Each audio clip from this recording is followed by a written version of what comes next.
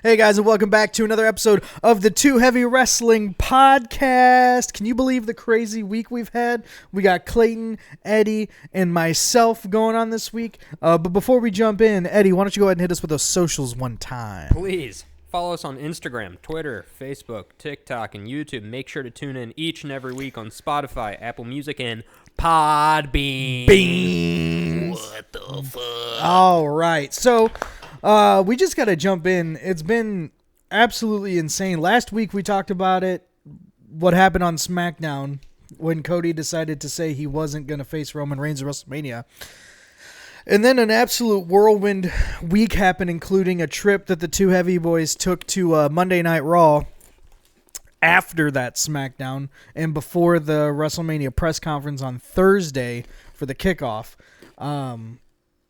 Just what is going on at this point? We changed their minds.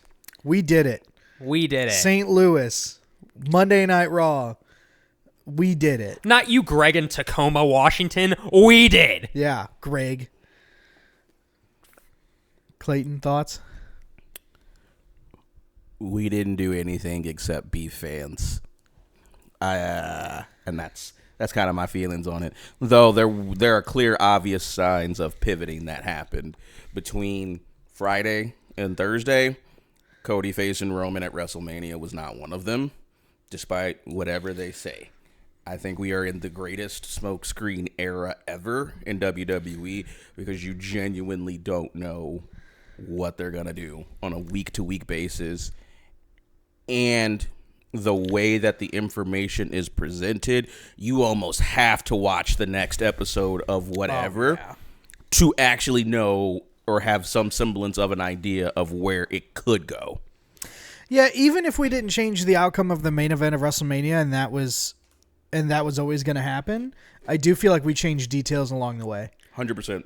Namely, whether it's turning heel or just not being true, pure babyface, The Rock, for his character, while coming out of the press conference yesterday, is probably the most interesting thing right now. Yeah. I don't think the plan going into Thursday was the same plan that it was going into Monday earlier in the week. Yeah. I think we affected the attitude and the status of The Rock in this story and what his status is as a face or a heel. What I think the most about it is you can see a lot of things on social media. Probably generally social media is going to be the big place where if anything is to change, it'll be hundreds of thousands, if not millions of people telling you, this is stupid. Yeah. Don't do this. When you see it in person, that also makes a big factor. So I think the fact that Monday Night Raw did happen and there were people just chanting, "We want Cody," throughout commercial before the show started. Yeah. Any time they had the opportunity to chant it shows, one, you spoiled us with giving us the American Nightmare. Yeah, 100%. When you gave him to us, everyone was hyped when you gave him to us. You gave us WrestleMania last year where we all thought he would win. Obviously, not you're all. Trying to make that story. Well, yeah, Clayton didn't. Shut up, Clayton. He's the visionary. But, he's just so much smarter than all of us. But he, just kind of looking at the big picture, hey, he didn't win last year. Is now the year. Could it be the year? You give us, then you drop a bombshell of The Rock happening, which we thought would have happened last year too. Yeah, that was the original plan for last year, was Rock Roman. And now we're kind of at the point where, hey, you wanted to give us Rock Roman and you thought that's what we'd like. No, you made us fall in love with Cody Rhodes. And now we want Cody Rhodes as the main event of WrestleMania. Does that mean he needs to win? I would like him to win. I think it may be the time, but at the same time, The Rock may have... Dwayne Johnson. Dwayne, you may have other plans. If you need to make it a 3-parter, so be it. What I do think it's important to note is that, and granted, there wasn't another episode of WWE content between Friday and Monday, but I think it's very important to note Rocky sucks chants didn't start until after last Friday's SmackDown. Until we, and by we I mean us, our group, started the Rocky sucks chant during Seth Rollins' promo on Monday. We did that. That's a very important distinction to make, because the fans chanting, "We want person X, person Y. We want Cena. We want Orton. We want Daniel Bryan." Yes, that all fits into the same bucket. Yeah. Diametrically opposed chant to what you actually want to happen, meaning Rocky sucks, or when it was "Let's go Cena sucks." Yeah. That sucks part of the chant, unless you're Kurt Angle, is venturing into the territory of the type of heat that you don't want. 2 steps below X-Pac. Yeah. Well, the thing about the Rocky sucks chant is that it's the half step above the Die Rocky Die chants from 97. So like Michael Cole did say when we started the Rocky sucks chants, "Whoa, is it 1996 again?" Yeah, like it's one thing to say we want Cody, telling you who we do want. It's another to say Rocky sucks and tell you who we specifically don't want. And I think it was good that we balanced both, because it told the message, we don't want him, we do want him. Because if you only tell the one message, you might not get the other, right? Mm-hmm. So it's important to say both of those things whenever you're in a crowd like that. I will put preface on this too. Let's just throw out an example. When Rey Mysterio was number 30 in the Royal Rumble, rip. It was in my opinion, it had nothing to do with Rey. It had nothing to do with Rey, but then Rey got involved with it, and then people started booing him everywhere. Like, it's Rey. Rey by default got the heat when Rey is one of the most popular superstars of all time. Whoever was coming out number 30, if they weren't Daniel Bryan, they were getting booed. Right. And it just so happened to be Rey Mysterio, which means he caught heat for... It didn't last that long. It didn't last until Mania, and they never turned him heel, which was smart. Right. But, he got booed for, 2 or 3 weeks. But Batista. Sorry, I'm sorry. One little baby sidebar. Turning Rey Mysterio heel. Do you want to talk about a less believable character? They tried it once. They tried it one time. Rey Mysterio was a heel once in WWE. It didn't go well, and they turned him face. I remember him being a filthy animal. He was technically small a heel. Guys can't be heels unless they're fighting other small guys. Okay. I don't know about that. Jamie Noble was a fantastic Nunzio. Heel. Nunzio was a great heel. Enzo Amore was a great heel. Enzo Amore had charisma you can't teach. Just natural, innate charisma. The other ones that you named, for what they had for their time in a B-tier WWE program, yes. Comprehensively, no. Yeah. Don't ever say to me Jamie Noble and Nunzio were good small guy heels.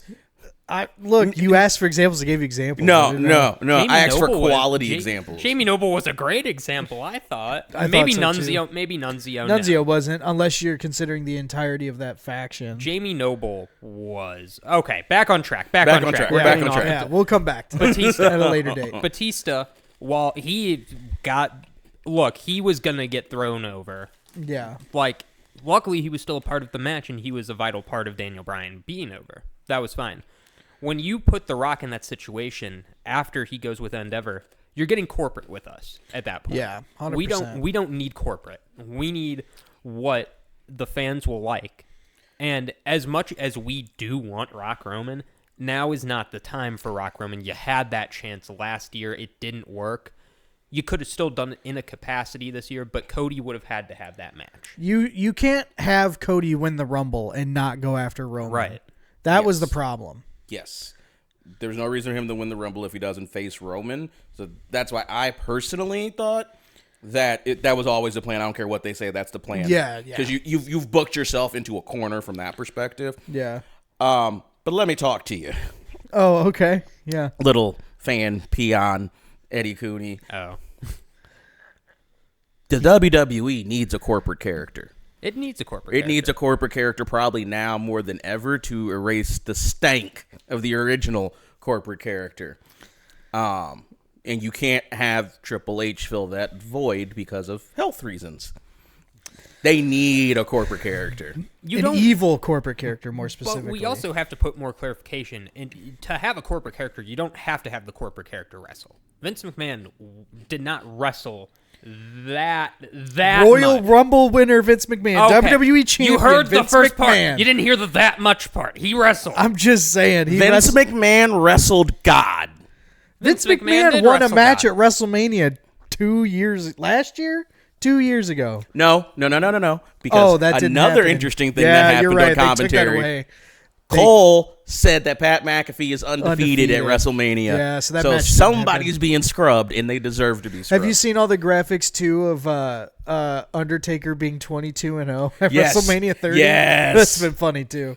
But back to your original point, Eddie. Go ahead and continue. Just having someone corporate is important. I agree with that. You do need a corporate character from what we have seen previously. Do you not it's not a giant necessity at times, but when things are really going in WWE's direction, they have a corporate character. That's what happened with Daniel Bryan. That's what happened with Stone Cold Steve Austin. Hell, that's what happened with DX. You can say you needed that corporate character to be there. And honestly, The Rock was part of that corporate character when Stone Cold was around. Yeah. He was that part of that corporate or the corporation. Yeah. And then it was, corporate ministry. It was needed at that time. It was very much needed. Now, having anything corporate is still good, but at the same time, you can. I'm trying to think of the best way to put this because I think you have 2 Royal Rumble wins. Yeah. And you don't win at WrestleMania with both those Royal Rumble wins. You can lose one, sure. You're buried. Lose the other. You are buried. You're not. You can't do that twice and expect to be credible at this point. Even if the second one is even if the second loss is just as dirty and not clean as the first loss, because at that point they're just not. When else? Because you can't do it at SummerSlam. It has to be Roman has to lose that belt at WrestleMania. Yes. There's just no ifs, ands, or buts. It's either he wins because of dirty tactics, and then I think Cody loses the Royal Rumble next year, being the last eliminated, and it's you can't have Cody win a 3rd consecutive Rumble without it beginning to look like you're holding the rest of the roster down for this one story. He can't win the Royal Rumble next year. There's no way he can win the Rumble next year. It has to be someone else. Well, if we're lucky, he won't win the Rumble next year because he'll be walking into it as champion. Right. I think that's a great way to look at it, but I thought that last year too, so I don't know anymore. To put a bow on this, because I want to address the last thing that you said before we get into our thoughts of the actual kickoff show. Yeah. You said something interesting in that does the corporate character need to wrestle? If it's a man, yes.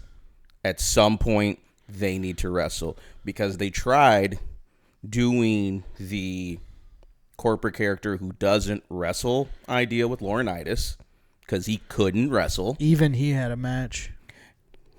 Yeah.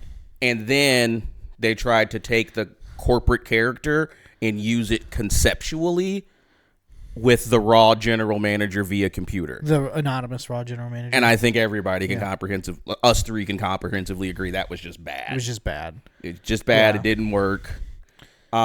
So from my perspective, if the authority figure is male, yes, they need to wrestle. So if it's Triple H, yes, they need to wrestle. If it's Vince McMahon, I expect him to get into a ring at some point. Yeah. If Nick Aldis takes a even more hardline approach towards Roman, I'm expecting Roman to Superman punch him at some point. Oh, yeah. But on the flip side of things, I'm not expecting a Stephanie McMahon to do anything beyond like a slap bump.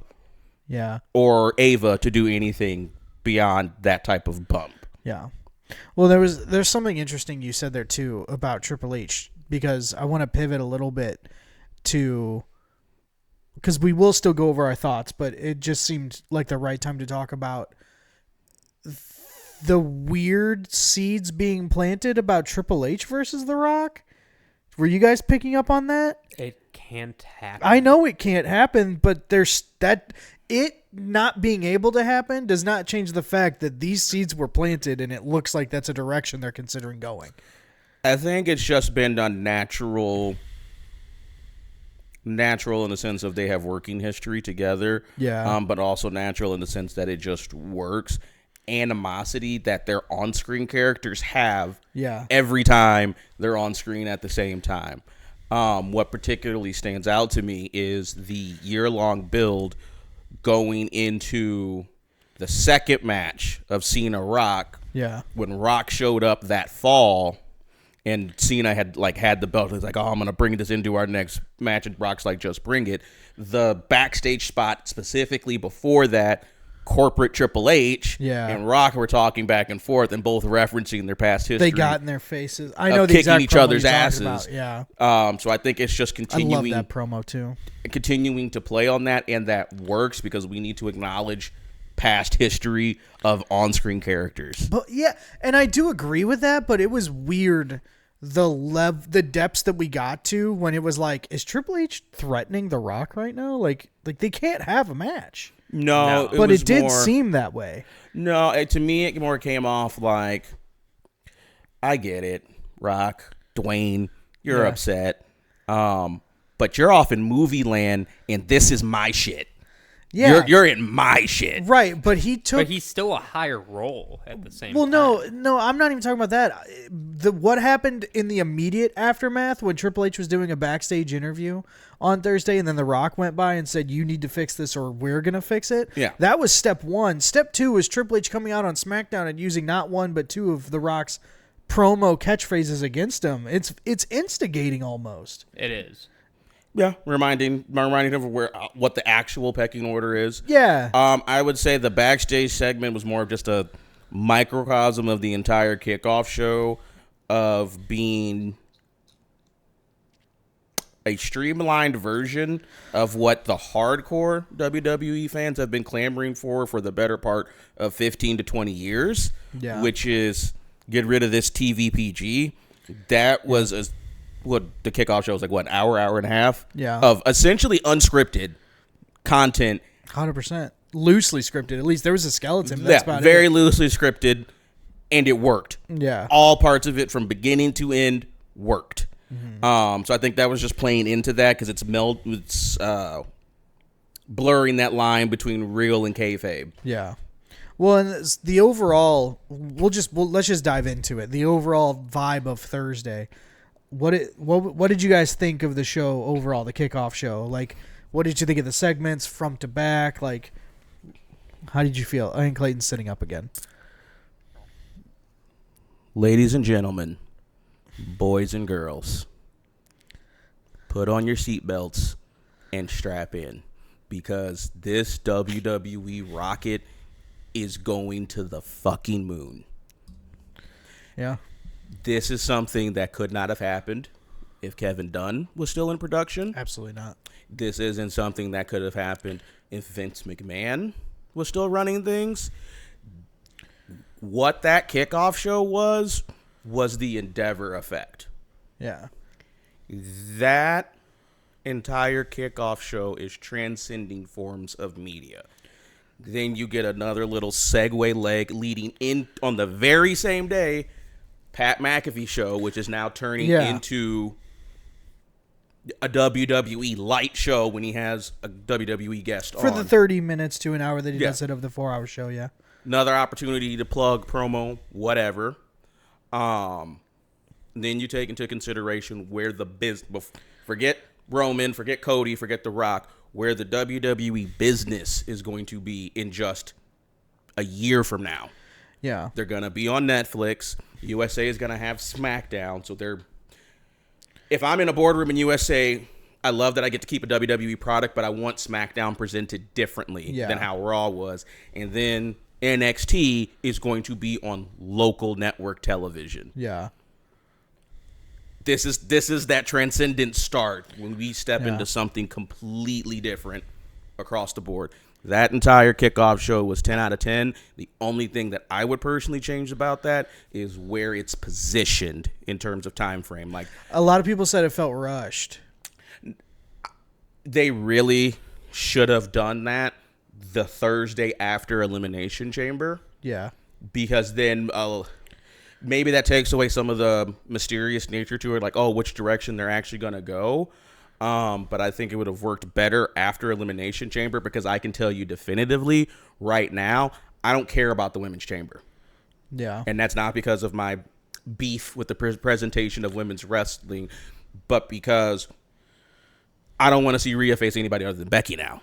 Yeah. That's what that does. You just told me no, the other 5 women in that chamber don't matter. Yeah. Eddie, what do you think?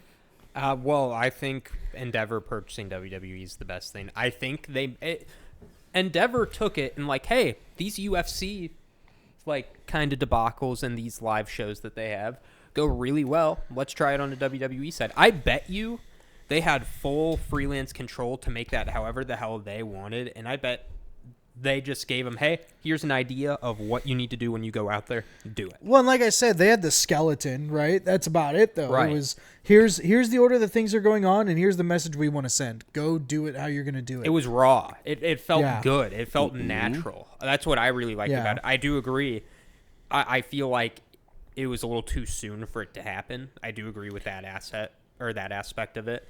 And I also feel like it really shows the direction that they're going. They want more raw television. They want more, but I think Netflix picking it up and then kind of eliminating Fox from the equation actually helps them a ton.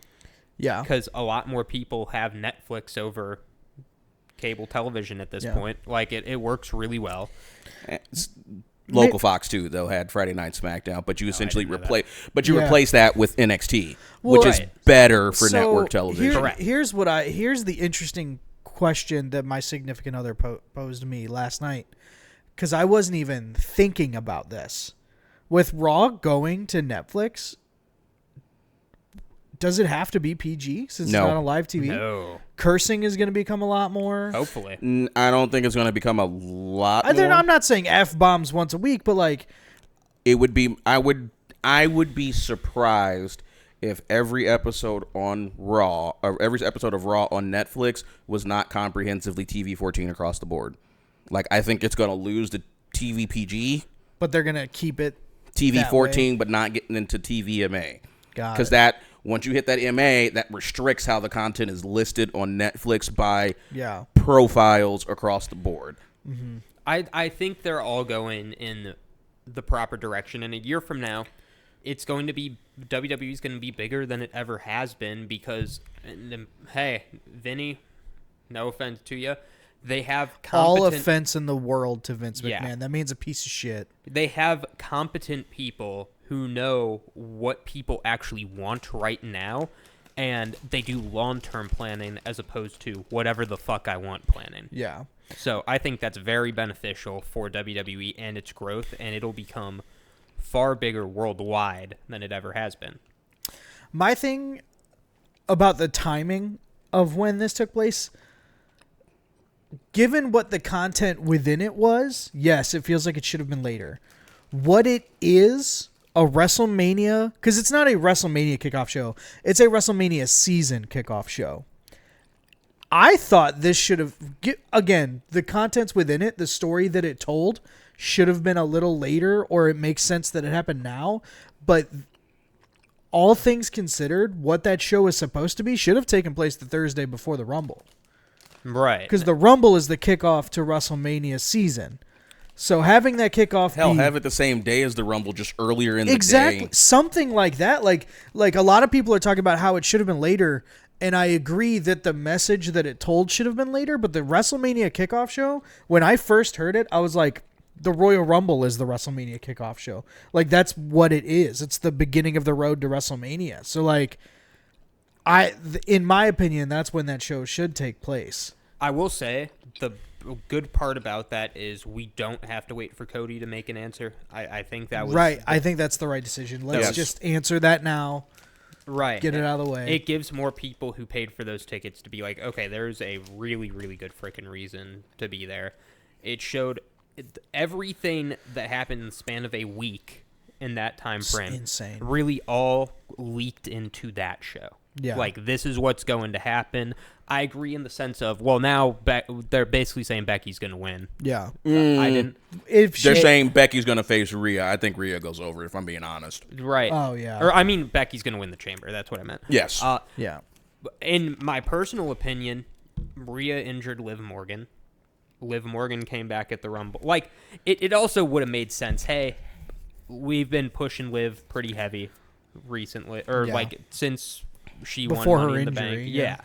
Like, I felt like it would have been a great time frame to put Liv maybe in that spotlight. I feel like Becky has had that. Now, do I think Becky would be better in that stage? Yes. Oh, I don't disagree either. I think Liv Morgan does deserve that level of spotlight at some point. It's just we've already planted the seeds of Rhea Becky, Right. so at this point it would be weird to backtrack on that. Similarly, that it would be weird to backtrack on Cody versus Roman for The Rock. Like, it's a smaller scale, but it's almost the same thing. Absolutely. And, like, now it's even crazier because the workhorse title is now kind of in La La Land. We don't know exactly where that's going. We have ideas, but... You talking about Seth's title? Yeah. Yeah, I don't... That does feel like it fell by the wayside. Right. Because it not only did during the kickoff show, but they barely brought it up other than the qualifying matches on SmackDown. Exactly. Which it's not the SmackDown titles, so that makes sense. But like they have a lot of explaining to do on Monday about the importance of that title and what Seth. People are talking about Seth having a match as early as Elimination Chamber, and I just don't know if he's going to be healed by then. So that's probably not competing till WrestleMania. But I would say that within story, it's Seth's fault that the belt's being discussed the way that it is. And when I say within story, I'm not talking about his ring work or his health.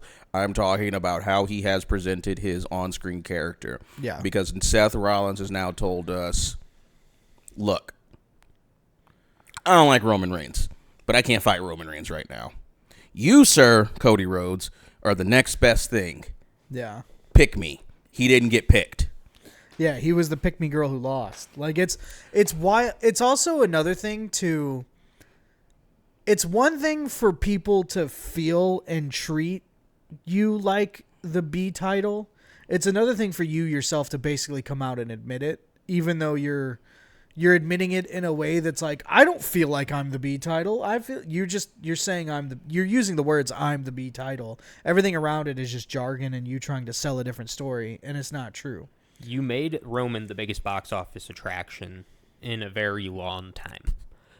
You're going to be the B title. That's not a bad thing. You are the workhorse title. You're the person who's going out there and fighting. But you're Intercontinental title plus. Exactly. That's and what you are. That isn't a bad thing, but the way it's not a bad thing. I'm sorry. It's not bad, but you are also you're also telling the audience exactly what that is. It's like, hey, this is second place, but it's not second place. Why are you addressing it being second exactly place? Like that's what I'm saying. Like that was his biggest mistake, was addressing it that way. But now at the same time, this is going to be my final thought for this too.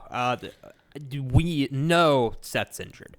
We know going into Mania, he's probably going to lose that title.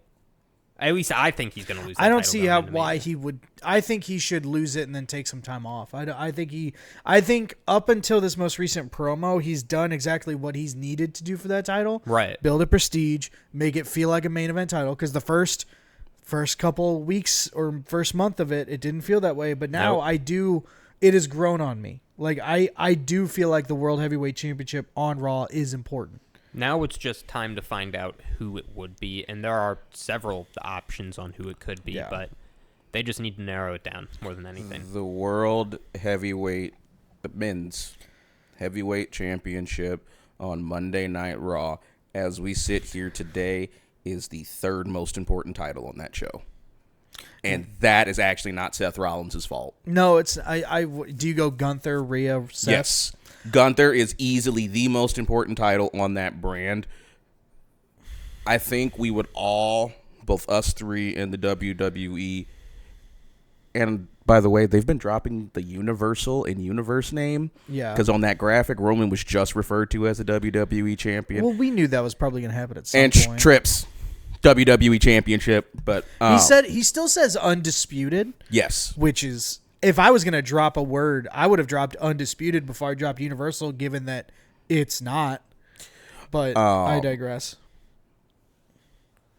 I think we would all have a different perspective on not just Seth Rollins the character, but Seth Rollins the World Heavyweight Champion if the revolving door of the U.S. title was on his show instead of 100%, yeah. Gunther. It is what it is. And to your point, Eddie, about not having the B belt being a bad thing. This has the potential, unfortunately, to be this next generation's version of John Cena's 2006 to 2008 run. Yeah. Because I could name you probably about 5 different people who held the World Heavyweight title during that 3-year span, and none of them were important outside of Batista. Yeah. It's like right there if they don't do it correctly. Like, Yeah. Seth is getting ready to get put into a box. Doesn't matter whatever seeds him and Roman are planting for WrestleManias in 2 years from now. Yeah. Or whatever else. Well, and the thing is, just to shift gears a little bit here, the biggest travesty of the entire kickoff show was the fact that Bayley wasn't there. That is hands down the biggest disappointment. There's no reason she wasn't there. There is. There is a very clear reason, and it's the quiet part that nobody wants to say out loud. An international wrestler who cannot speak English effectively enough to have that type of loosely scripted moment, you're going to do more damage putting them on that stage than you will not having them on that stage. You could have had Bayley in that moment without Io. No, because then Bayley looks like Bianca. Bianca had no business being on that stage outside of she has a show going right now with her and Montez Ford. If you just have Bayley on the stage, you are, in some respects, I want to say emasculating, but I don't know what the female equivalent of that is. Yeah. But you're taking shine from Io, who is the champion, when she's already losing some shine to the fact that she has the Kabuki Warriors posse who she can't do anything without. Honestly, though, that's okay. I don't care if Io Sky loses her shine with that belt, because ultimately I care that Bayley wins at WrestleMania. So let her lose shine. I don't care. I think that Bayley, since winning the Rumble, has been grossly underutilized and not underutilized, under-recognized since she's won it. I feel like all of her storylines are caught in the middle of shows, and it's barely brought up on Raw, and it's just, it feels like it's not as important as some other storylines, but I feel like it should be more important than other storylines, only because it's an actual story. Mm-hmm. Everything going on with Damage Control, mm-hmm. that's a real story that we should all be looking at and care about. And yes, the promo ability of this story might be limited by some of the people involved with it and mm-hmm. their ability to speak, but still, it finally got furthered last week when we had Dakota Kai address where she was and where she kind of picked her side. We finally started to see some of that story pick up, but I just feel like Bayley should have been involved with that kickoff show as well, given that she also has a main event at WrestleMania. No, Hopefully. She doesn't. She should. She's a Rumble winner. That's always so. Yeah, she is a Rumble winner. I know last year that wasn't. So I know. I understand that WWE doesn't stick to their word, but they should. There's no. I'm not. I don't want to say there's no reason, but as important as that tag team match was last year, if WWE is going to stick to what they're saying, and if they're going to treat the women's division as important as the men's, and if they're going to treat the Rumble winners as important as the men's, it should have main evented WrestleMania Night 1. And there's no reason it's not main eventing WrestleMania Night 1 this year, too. You win the Rumble, you main event WrestleMania. Those are the rules. I also... Go ahead. I talked a lot. Go ahead, Eddie. I feel like coming from a corporate side of things now and looking at what's going to get me the most money. Endeavor is now going to look at it in that aspect, and I think that's the best way to look at it. Rhea Ripley is going to generate you more revenue than Bayley will generate you more revenue. That is just the way it has been marketed. They're very big on the judgment. And that's what I was going to say. That's how it's presented, yes. Right. But you could change that. And that absolutely can be changed. And I feel like right now, while you have all eyes on Rock, Roman, Cody, it is the perfect time to go in and kind of trim around the hedges and be like, okay, let's edit this while their eyes are on that. I think that is a perfect way to look at things, especially while you have everyone's attention right here. Go to that other Royal Rumble winner and be like, okay, what can we do here? It's wild that WrestleMania became so big that it expanded to 2 nights, and now you can have 2 main events, and you're still taking up both nights' main events with one story. That's insane to me. There's no reason you should have to do that. Last year, both main events were Bloodline storylines. Mm-hmm. And is that story important enough to maybe make that distinction for a 1-year thing? Maybe, but at the end of the day, it truly is more important to build up and to establish the Women's Royal Rumble winner as a main event win than it was to tell that one story for that 1 year or to do it twice in a row. If the Bloodline storyline main events both nights this year too, then I don't even know why I'm trying to win the Women's Rumble, because I could just try to earn it a different way and still get a title match that isn't the main event. But you know the best way to do that? Put a belt on Nia Jax. That is literally the best way to do that if you want a win-win in that situation. Bit aside, that would work. That would work. It's you put Roman Reigns. You literally put him on God mode. Yeah, you give him someone in the Bloodline that's also going to run the women's division. And then you have a women's champion in the Bloodline. Exactly. And now you have a women's main event night 1 and a men's main event night 2. The way that I don't even want to say the way that it should be in terms of night 1 and night 2, but one of the nights gets a men's main event and one of the nights gets a women's main event. The order can change year over year depending on what story is more important at the time. I think that's fair, but I don't understand why we're going through the motions of having a Women's Royal Rumble. The combination of having 2 Royal Rumbles and having 2 main events at WrestleMania should be a very clear and locked in formula of Rumble winners main event both nights. The order with which they do it doesn't matter. You could have a night 1 men's, night 2 women's, night 1 women's, night 2 men's. Doesn't matter. It should be equal and it should correlate directly. So if this whole Rock, Cody, Roman thing winds up being night 1 main event is Cody and Roman versus Seth Rock and Roman versus Seth and Cody, and the night 2 you have Cody and Roman. If I'm the rest of the roster, I'm wondering why the hell I'm even trying. So my perspective is that the WWE fan within of you that is very principled, and the way how things have been done is the way they should be done, has valid points. The counterpoint to that is, on a scale of 1 to 10, how good do we think Drew McIntyre's outside the ring work has been over the past 3 weeks? I think Monday he did pretty well. 9 out of 10, 10 out of 10. Like, it's been great. Okay, cool. What do we think of LA Knight's outside of the ring WWE work on a scale of 1 to 10? Take it from any period of time since he's kind of popped. I mean, he's a 10 out of 10. He's important. Okay. What does Bayley do outside the ring?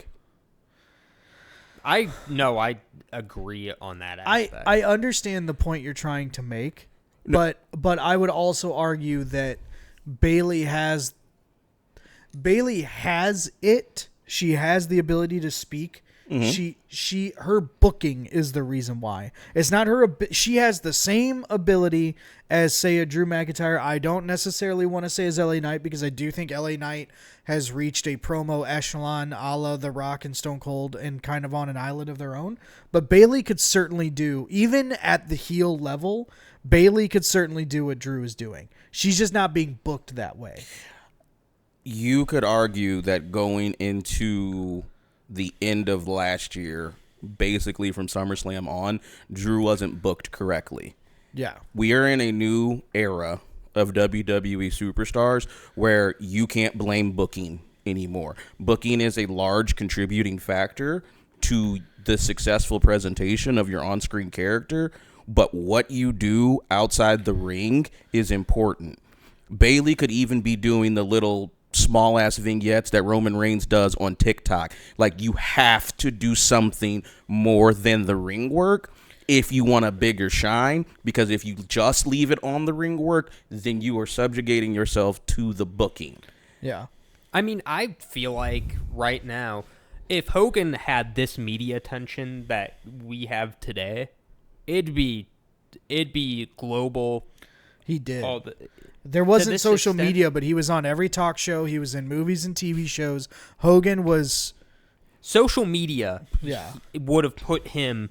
He was already here. It would have put him up here. Oh, 100%. It would have been... It is the third category. It's the third category to a successful wrestler in any generation. Promo work, ring work, media. Promo work, media. How your content is absorbed. Bayley could be doing more than what she is. And while I hear you when you say the Women's Royal Rumble should main event, that principle of the Royal Rumble winner main eventing WrestleMania got taken off the rails like 15 years ago.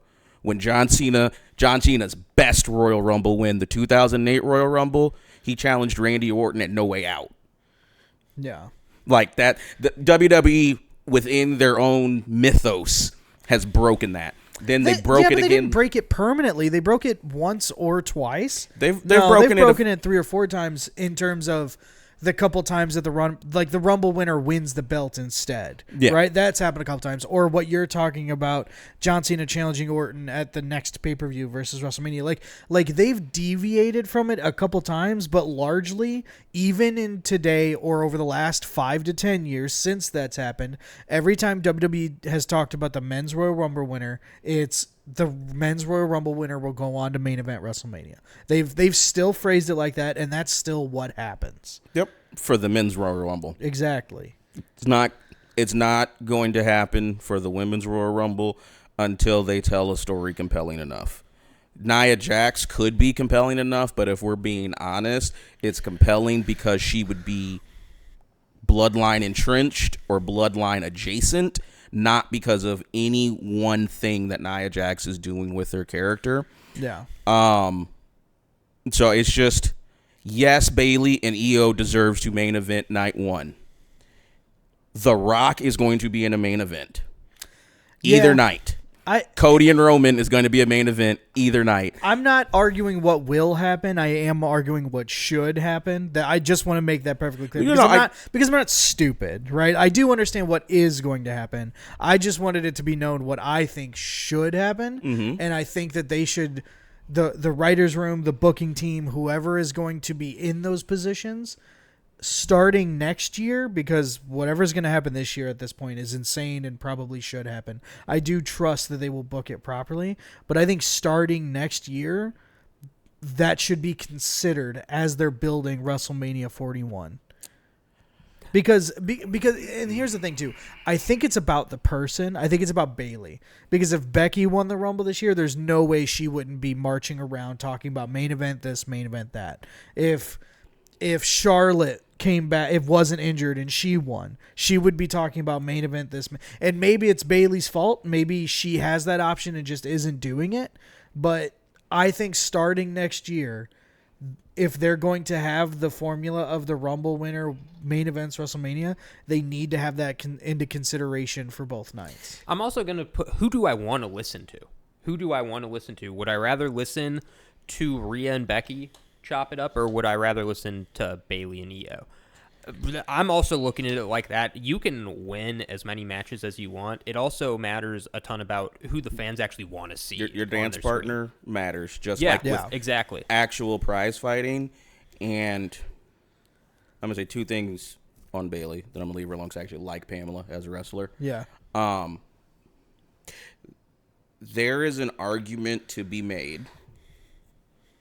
I think a medium to very strong argument to be made. Bailey is no more over right now than she was when she came back with Dakota and Io. Yeah. Like they're Yeah, it's been well. I think specifically she's a little bit more over right now. If you listen to the fans, like if you look, but like not enough to make a difference. I think I see what you're like. saying. I'm not saying it's been stagnant. Yeah, she is over. It's not just any been more over. little baby peaks and not getting to where it needs to be to overtake. Yeah. A main event in any year. Secondly, Bailey, for all intents and purposes, is supporting this entire program on her back. I do agree with that. I think it would be different in a positive way if Dakota never got hurt. Yeah. But because Dakota did get hurt, there's something missing to push that through to the next level that it needs to be. But to your overall point of like building for next year's WrestleMania, they have to be willing to take the chance to book a year-long storyline between two women wrestlers. I agree. I agree with that. That is the only thing that's going to get them night one or night two main event, because let's jump a year into the future. WrestleMania 41. Yeah. WrestleMania 41 main event options. I'm just going off the top of my head. Rock Roman, if they haven't fought at this year's WrestleMania, which you're probably not going to. But Rock Roman, Cody Seth. Because then you can redo that at WrestleMania, and that makes sense. And that is like 3 years of history. Yeah. Something to do with Punk. Punk Drew. Yeah. Punk Drew. You now have a year of history. Yeah. The women's division, even Rhea, who is the most over women's champion since Becky walked out 2 belts. Yeah. In a main event that had to have Charlotte and Ronda Rousey in it to get the main event spot. That the women's wrestling division needs that level of committed storytelling. They kind of did that with Charlotte and Rhea, didn't they? Didn't Charlotte and Rhea the night after WrestleMania do a face-to-face, and then next year that was the title match? Or was it involving Bianca? That's Bianca. It was Rhea and Bianca night after 39. Yeah. That happened. But even just like that, it needs to be something Raw after WrestleMania. Yeah. They do a handshake deal or whatever. Like, we are going to face each other in a year from now, and then commit to that. Yeah. I agree that would be a better way to do it, because even in my head at this point, alternatively, if from a fan perspective, if from a WWE perspective, you are more likely to have Becky and Rhea main event night one than you are to have than to have Io and Bailey main event night one, then flip who wins the Rumble and who does the Chamber, because you could tell a really compelling story about how Becky wants to win a second Rumble to be the first woman to do it, similar to how Cody wants to be the first person to do back-to-back Rumbles since however long it's been since Stone Cold did it. You could also tell a compelling story around whoever is trying to get at Io's title. Bailey decides to go into the Chamber to make sure that doesn't happen, and then at the last second Bailey decides to actually win the Chamber, and then does that entire turning storyline, except now it's based off the Chamber instead. You do all that, you get the same matches that you're going to have, the same title matches that you're going to have, but now the Rumble winner is actually the main eventer instead. And then you give Bailey her Rumble win next year when you have more time to tell a more compelling like year-long story. Like you could even tell these stories to fix what the Rumble winner should be getting, in a manner of speaking. And that's just off the top of my head. Yeah. They could be better, but like that's just my perspective around the importance of winning the Rumble. I wasn't gonna say this until you said that very last thing. you have the Royal Rumble in like a tier A in terms of significance, and you have Money in the Bank in like a tier C in terms of significance. And I don't think they're that far apart. I think they're both. I think it's more like A and B. Honestly, I've said it a couple times now. The Money in the Bank, winning the Money in the Bank is better than winning the Rumble.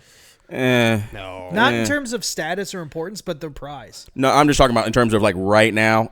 Oh, well, that's because Damian Priest has been booked into oblivion. But what I was going to say is winning the Rumble has the same significance as winning Money in the Bank right now. Unless you're going for a legacy play like Cody had this year where it's going to be the first person, if he does win back-to-back Rumbles in 24 years. Something when Stone 24, Cold did it, 25 years when Stone Cold went 97, 98. Yeah. Like, unless there's a legacy play, which there isn't unless you're going to give a vet the win. Which, yeah. Well, that's something I actually don't want to see, a veteran winning the Rumble anymore. No, there's no reason to do that anymore. Like, but my whole point is like, it in my opinion, it's objectively true that winning the Money in the Bank gets you a better prize than winning the Rumble because you could still just choose to main event WrestleMania anyway.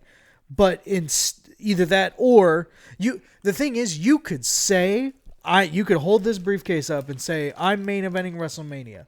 And that at any time between now and then, you could change your mind and cash it in earlier, and it's just in the rules. That's okay. You can do that.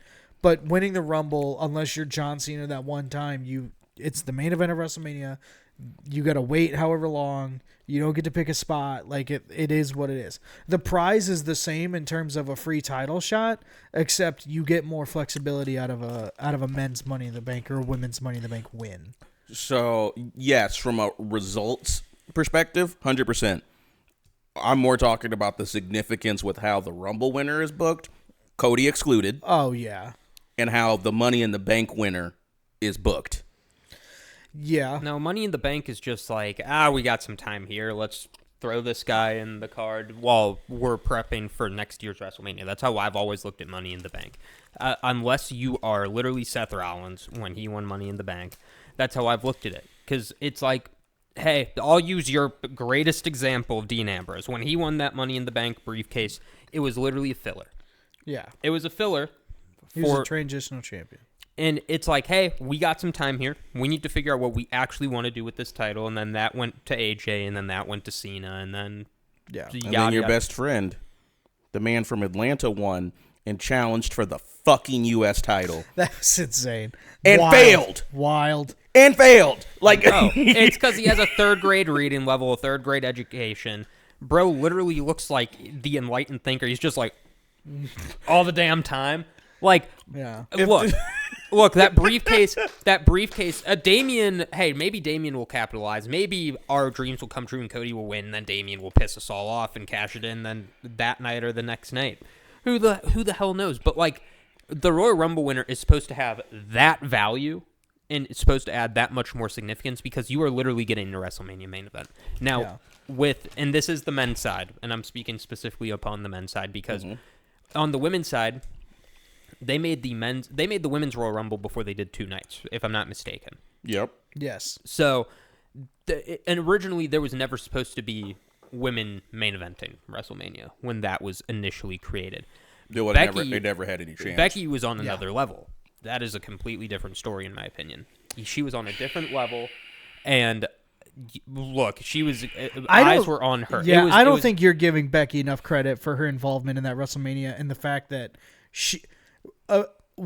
I think Becky Lynch is the reason why that match main evented that show. She got put on the front of 2K also. Like, she was on a different level. I think Ronda brought eyes to it, and Charlotte added some legitimacy to that match, but Becky is the reason it went on last. Becky is the reason that it went on last. Becky was the best wrestler. But Charlotte added prestige to that match, and Ronda added the eyeballs. Without Charlotte and Ronda, make it a one-on-one, replace them with 2 other faces from off the roster, that match isn't as big as it is. Becky's not that level of big yet. She's not Queen Maker big yet. Right, but I think you could do that with I think you could do that with any combination of those three, and it's I also thought you it's could have true. kicked off one or the other, and it still would have been as good. But you could also say that much faith in Ronda Rousey's wrestling skill. But here's at that time. So that here's- much faith in Becky being able to carry not just the match, but like the emotion and like the actual Right. It was the perfect triangle for that match because the other, you could do that for any one of those people. Like you could say Becky brought the story and the fans, and Ronda brought a bigger audience outside of WWE. But without one of those two, Charlotte wasn't big enough to make it the main event. And you could say that Charlotte brought the prestige and Becky brought the story. But if you take one of those two out, Ronda by herself wasn't big enough to make that main event. Like you could do that for any combination of those people, and it'd still be true. So I just think Becky it was the perfect storm. Becky was given the perfect opportunity at the perfect time. I thought that was it. Like she was over. Her turning on Charlotte because that's when Charlotte started getting stale to people, and they're like, oh, we want to see something new. Becky was the perfect person to put in that spotlight. She did everything that she needed to in order to get it, plus more. Yeah. If we're being honest. Like trolling John Cena. It's like, damn, you have balls if you're going to troll John Cena on live television. And then that made her even bigger. It's like, okay, she's it. She's the person we need to push to the moon. Mm-hmm. And that's exactly what they did with her. Yeah, they fully capitalized on the backdrop of WrestleMania 35. I guess what I really should have said at the start is Becky can main event a WrestleMania on a weaker than normal WrestleMania. That's no slight to her. Like, take that whole program with the three of them and drop it right now. It's not getting main event over. I would agree to that. And again, with everybody being healthy too. I think as far as that main event goes, you really do have the phrase perfect storm. Everything, all of the stars lined up to allow it to happen between those three being there and it being the most compelling story of that year. Like it did make sense for it to main event. It did everything it needed to. I really like Daniel Bryan and Kofi. I'm not trying to relitigate that year of wrestling, I loved that program. That was a great program because you had Daniel Bryan being the authority, if you will, and someone else being the Daniel Bryan against him. It was a nice story to tell, but to be honest, like that's just a good example of and I hate to say it, but Becky was a bigger draw than Kofi that year. Oh yeah, 100%. I'm no problem with the main event, but also like I just went while we were talking, just went and looked down the WrestleMania 35 card and who's actually was competing on that card in a real match. Like it's not a lot, but let's bring it back around. Let's bring it back to WrestleMania 40.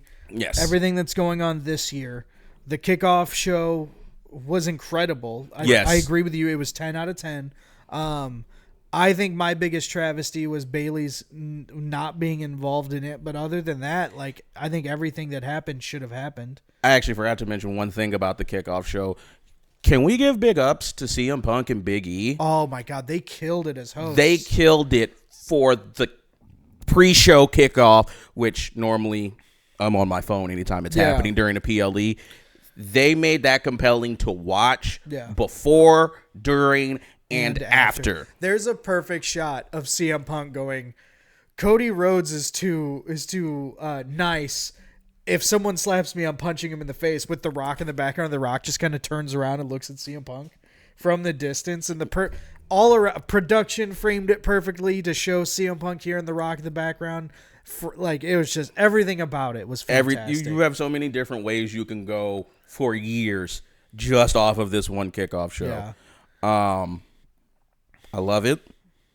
I hope we can see something like that for each of the big four to actually, but that's probably like the limit of saturation. Like I don't want it to be every PLE thing because every PLE just isn't that important. I don't even know if I necessarily want it big four because of how close. Like I think Rumble and Mania are too close together. So like maybe have it at Mania and Survivor Series or something. Definitely got to do Survivor Series because that now you gang warfare in a manner of speaking. You have now that we have proper leaders for those shows. Yeah. I think Nick Aldis and Adam Pearce are really good in those roles, and I feel that they will do a good job with the whole brand superiority or brand supremacy thing. So I think having a kickoff after SummerSlam leading up to Survivor Series, you could do, because 8 weeks, you do 8 weeks worth of build up to a traditional 5-on-5 match and a champion versus champion match, or you do, I forgot what year they did it, but you have the champions be the team captains and you have to earn your spot on their teams, and then you have the 5-on-5 led by the champions. Like just something like that. Survivor Series has the potential to be one of the more entertaining Could firmly entrench itself as number 2. Exactly. It was a good trial run. It was a good trial run to test it out. Yeah. Like it worked really well. The migration over to Endeavor showed that, hey, this is what they're used to seeing, and this is how they get eyes on the product. And it was really good. And it showed, hey, there are a lot more eyes on the product now than there were last week, even with The Rock there. Without the liability concerns that could be in play when the UFC does something like that. Well, yeah, 110 million views in the first 12 hours. That's across insane. social media. That's insane. You're hearing people talk about it not just within the wrestling space. Like, I listen to a lot of podcasts, and one of them that I listen to is the Joe Budden podcast, and they were literally talking about this, which is a rap media-based culture podcast, and because one person on it actually is in WWE, they were talking about that on something that gets another tens of millions of views on it. Well, even the Pat McAfee show, yes, Pat McAfee's a commentator on Raw now and all that stuff, but the level of eyes that he has for just sports fans, because you don't have to be a football fan to like the Pat McAfee show. Correct. Because he talks baseball, football, soccer. He talks all of it, right? So for him, You said soccer before hockey? I didn't even say hockey. I know. But like my point is the fact that he talks about all of these sports, for him to give even the 20 or 30 minutes to WWE that he does broadens that audience. And there are people that, Pat McAfee likes it. It must not be as bad as I thought it was. And then they'll turn it on. Right? So like the genius of the Endeavor marketing for WWE, if we're going to continue to have this level of importance shown for these pay-per-views or these premium live events going forward, I'm excited for it. I love the little press conferences, and I love the media, and I love the kickoff shows and everything that they're doing in between Raw and SmackDown. Like I love that it's being so important that there are things you have to do outside of Raw and SmackDown. I love that. It's because it genuinely, and I truly believe this, and I thought this immediately after the kickoff show, this is the beginning of the greatest reality TV franchise on the face of 100%. This planet, because you're always looking at it from a corporate perspective, right? Yeah. You're always going to have the wrestling diehards that are watching it just to see the stuff on screen. And then you'll have their spouses or their kids, people that are tangentially connected to them, that also may or may not watch. Yeah. But now, people that are looking for that reality TV void, not too unsimilarly to the South Park sketch decades ago about wrestling, those are the eyeballs they're going to get now. Yeah. I think I like it even more because now it seems like, which they've done before, but now with house shows, they're starting to try to play a little more into the part of what they bring onto television. That Shinsuke and Cody thing played directly into a match we had on Raw. It's like not everyone is blessed to have a Raw or SmackDown in their city. Having that interaction, it's like, that happened here. Like, and then it moves over to Monday Night Raw and moves over to SmackDown. Like, that they're starting to really look at the bigger picture. Hey, why would we deprive people who are coming to these house shows of like the real interaction that you may get on SmackDown or Raw? Yeah. Like I think they're moving in a perfect direction to where it's really starting to add up, and now we're really starting to see how big this can actually be. And we've lived in an era where we thought, oh wow, this is as big as it can possibly be. Like we've lived in a Stone Cold era, we've lived in a Hulk Hogan era with the Rock and Roll Wrestling connection. Like there's so much that you think, oh, it's already gotten as big as it can, and then proves it wrong. Yeah, exactly. So, Well, I think that pretty much covers everything as far as the kickoff show goes. Was there anything else we wanted to mention from this week before we get out of here? I feel like we covered a lot. I think we just laid it all out. Yeah. That's how Too Heavy feels. Let us know how you feel in the comments. Yeah, tell us why you're on. Yeah. Coward. Show us why you should be more important than in our comment section than Seth Rollins was on that stage after he got done talking to Roman. Bad. I really hope they do some patchwork and some repair work between now and WrestleMania to help that title feel more important again, because it did. That title's important right now because Drew wants it so bad. Yeah.